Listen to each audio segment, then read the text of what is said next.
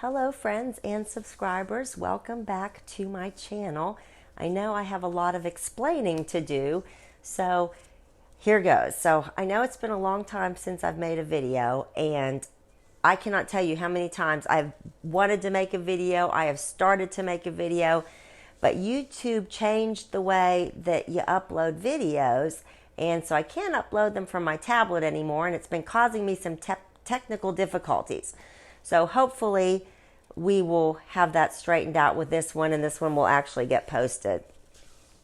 So also, I have changed the name of the channel to Royal Tales, and I took down all the personal stuff.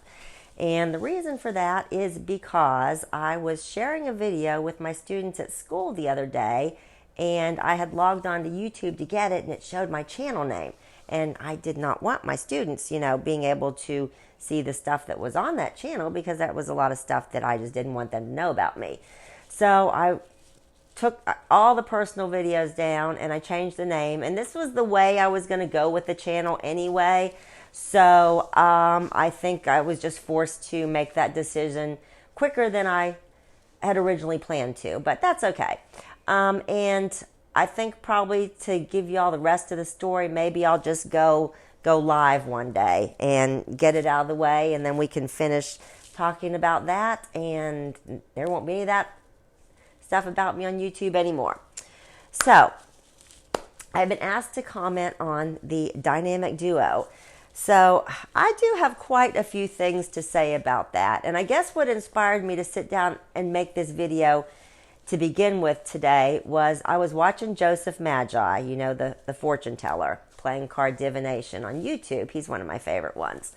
And he was talking, he did a reading on what happened at that meeting after the funeral for 2 hours, when Harry met with William and Charles. So he said that Meghan is still love bombing Harry. And I don't think that she is constantly. It's intermittent. Because if you look at Harry, the guy does not look happy. He looks miserable all the time. And you kind of get the impression from his body language that he might be a little bit afraid of her too. Now, so far as the interview with Oprah went, I did not watch that whole thing because I just can't.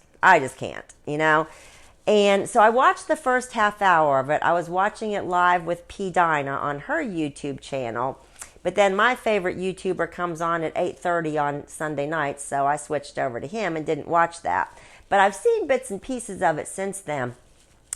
I've watched a couple people, body language analysts, who have analyzed the video, and it's been real interesting. The behavior panel had up an analysis of the video. They are 4 people that were like former Army interrogators, body language experts, things like that, and they get together and they analyze, all these different videos, and they analyze that that interview with Harry and Meghan, and I watched about half of it, and then I didn't get to finish it because it was pretty long. It was maybe over an hour, and the video got taken down. CBS, I guess, raised Cain about it or something. Somebody didn't like it being up there, and it was taken down for a few days. It's back up now, so I need to finish watching it. But in the first half hour, they were basically saying that everything that they were saying was pretty much lies. And then I watched another guy, maybe it was yesterday, the body language guy, I think he is, and he was doing it too, and he was just like, liar, liar, liar, liar, liar, liar, liar, liar. And, we already knew that anyway. And so, but a couple things that I did see about that interview. Of course, the big one with the race thing about somebody from the royal family was questioning what color the baby would be. And you all know that I have biracial grandchildren, and that is a natural topic that is going to come up in the family. I mean, shoot, when I married my husband, who is Italian and has dark olive colored skin, it was a topic of conversation. Well, shoot, do you think she'll have lighter skin like, you, or do you think she'll have darker skin like her dad? It's an obvious question. Do you think the baby will have blue eyes? Do you think the baby will have brown eyes? You think the baby will have red hair? You think the baby will have blonde hair? Those are natural questions that everybody has. And according to Lady Colin Campbell, that wasn't the way it was phrased anyway. And I think that was real smart of the royal family to come out, because for her to say that somebody said that it was okay for her to say that, and somebody gave her the true story. So I believe it. I definitely believe Lady C over those two yahoos.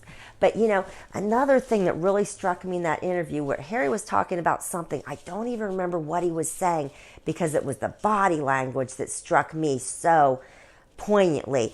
And he was saying something, and she started to interrupt, and he put his hand on her, and he stopped her. And I just thought to myself when I saw that, oh, he is going to pay for that later, because he stopped her from saying what she wanted to say, and yeah, he's going to pay for that later. He will definitely pay for that later. So I think she probably, is love bombing him intermittently, because that's how the narcissist keeps you with them, because at the beginning of the relationship, it's so good, and it's just everything that you ever wanted it to be. And then after you're in it and they're comfortable and they know they've got you where they want you, then they start to show who they really are. And you always just think that they really were the person that you first met and fell in love with. But in reality, they're really the mean, nasty person that treats you horribly that they're showing you. But they love bomb you intermittently, because it's part of their game of keeping you with them, because you're always hoping that you can get back what you had in the beginning. And so they'll give that to you every once in a while, just to keep you hanging on, and not realizing that the horrible, nasty person that you're married to is really them, and that is your real existence. So that is part of how they keep you around. But I was thinking, because I was with the narcissist that I was involved with when my dad died, and I was trying to think, how Harry was feeling about this right now, losing his grandfather. And I think if Meghan prevented him from going home and visiting his grandfather, that is going to be something that he is not going to be able to get over. And that is something that I think once he realized that he was manipulated into not getting to say goodbye to his grandfather, that will be something that he won't be able to forgive her for. If he ever realizes it, though. We don't know that he will. But, something else is, the big question is, why is she not at that funeral? And there have been various reasons and excuses and stories put out. And I have my thoughts on it. And so I wanted to share those with you. So I told y'all about how Narky behaved at my dad's funeral.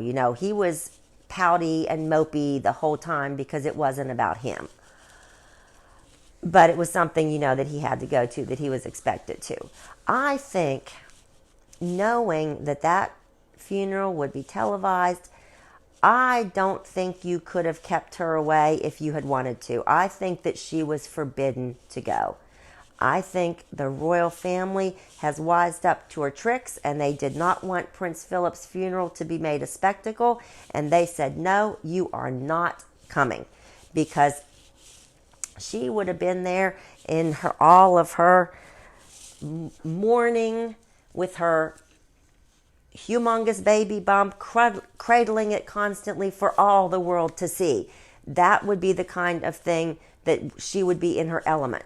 So I honestly think that they forbade her to go to that funeral. I don't think that she was allowed to. And I don't think Prince Philip would have wanted her there, because, from what I have heard that they have said is that Prince Philip and Princess Anne are the two that could spot her coming a mile away. So, I guess that's everything that I have to say about the interview. Was there anything else I wanted to talk about? Talked about the interview, talked about the funeral. So far as the pregnancy goes, y'all, I don't know.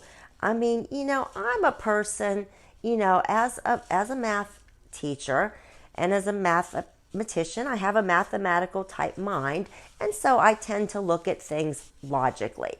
So here is what my logic is telling me about the pregnancy. So she has a miscarriage in July, okay? And I mean, I know, well, she had a miscarriage in July.